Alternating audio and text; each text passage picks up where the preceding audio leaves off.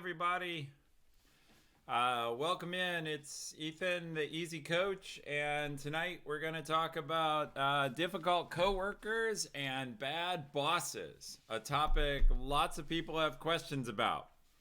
So, appreciate everybody coming in. An early happy 4th of July coming up. We already have Ed in chat who's making my life fun. He's talking about how he's apparently got a lot of experience either with bad bosses or difficult coworkers, maybe both. So I know a lot of you who are here right when we start are familiar with the show, but just as a few refreshers, number one, yeah, what if I'm both? Actually, we're going to talk about that. I am both a bad boss and sometimes a difficult coworker, and I'm going to be honest about that. And that'll be my story here to lead us in a minute. But if you're not familiar with the show, we run on a Q&A basis. So I'll give a little intro. I'll talk about some of the stuff I've learned. But basically, then we do question and answer. And you can share your questions in the widget that should be on your screen if you're watching in a web browser on PC. The moderators will chuck in the link where you can ask questions off mobile if that's easier for you. And then you can vote on the questions of others. And I need you to vote because I answer questions in the order of popularity on what you'd like to talk about. And that way I know what you're interested in.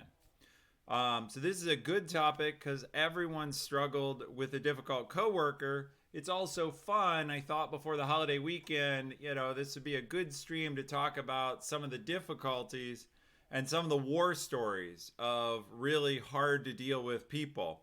You'll have to share those in chat maybe. But I always remind people when I speak here, I'm speaking for myself.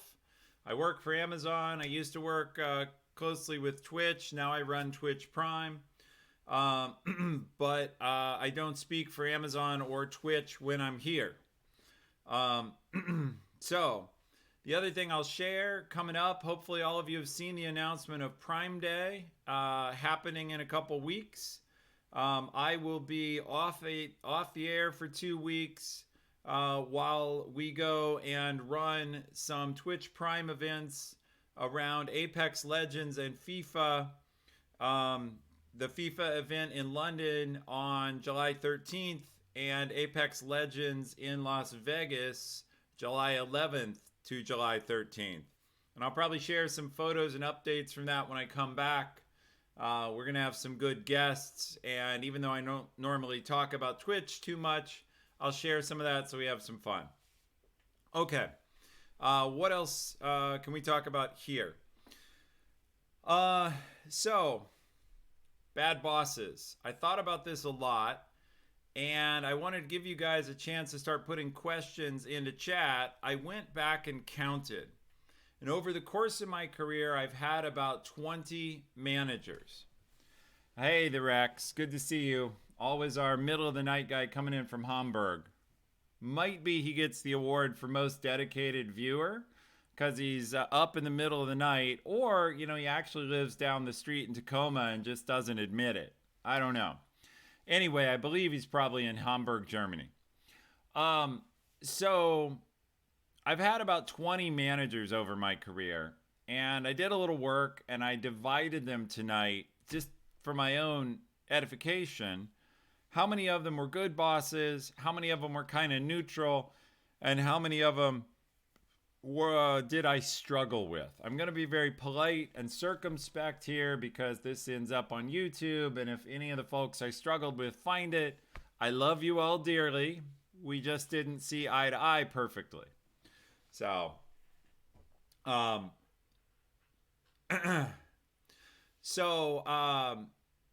what I wanted to say about that though, and I've got my little cheat sheet here with my list of managers. For the 5 managers that were really good, they all had the same traits. They were all supportive and we matched stylistically. For the 5 managers that were not as good, they had different issues. And I'll give this as a prompt. What issues do you want to talk about?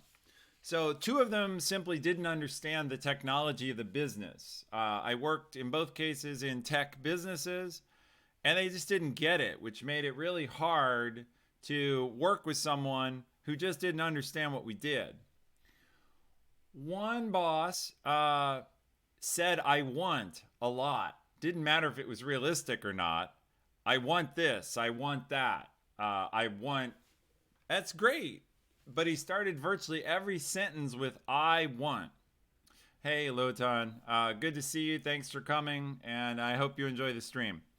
Um, One boss was simply unpredictable. Like, you had no idea what he was going to decide. And so you were always guessing and you couldn't act on that basis. And then one boss was always managing up. His focus was always on what his boss wanted, to the degree that often anytime we asked for feedback, he would say, well, what will insert the boss's name think? And eventually the people who worked for him got very frustrated, which was like, well, what do you think? Do you have any opinion of your own, or is your only opinion what your boss thinks? So I can talk about any of those. Let's talk about some stories, though, about where I've been a bad boss. And I want to share those because no boss is perfect. And we're going to talk about how to deal with that. And also, by the way, I have a list of difficult coworkers I'll share. But story number one. Some of you have heard this in another context long ago on performance reviews. I was managing a guy early in my career. I was a brand new manager. Probably it was difficult because I was younger than the guy I was managing. And so that's always hard, right? You've got some kid, in his estimation, telling you what to do. That's a crappy place to be. Just from a dignity viewpoint, it can be hard to think, well, this person who hasn't been working as long as me is now my boss. Like, that's not fair. Who knows what he thought? But what I did is, it came time for his performance review. And yeah, I see that's you right now in chat. It's a tough situation. You want to be respectful. Our society normally tries to respect elders. And yeah, it does hit people's ego. And ego is a big part. All we're going to be talking about here, right, dealing with difficult coworkers and bad bosses, is all about working with people that you don't have a good relationship with them. You can't relate to them on their level, or they don't want to relate to you, and you're disconnected. So people's ego really matters. We'd like to think that everyone at a workplace is a professional. But very few people are true professionals and can deal with anyone under all circumstances. So with this fellow that I was managing, I gave him a performance review. And I've told this part of the story before, so I'll hurry through it a little bit.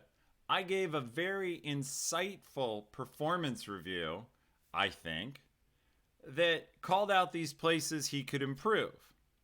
Unfortunately, he didn't want to improve them. That's who he was, and he liked what he was doing. Or maybe he just decided I was too much of a jerk and too young. What the hell did I know? I don't know what was going on in his mind.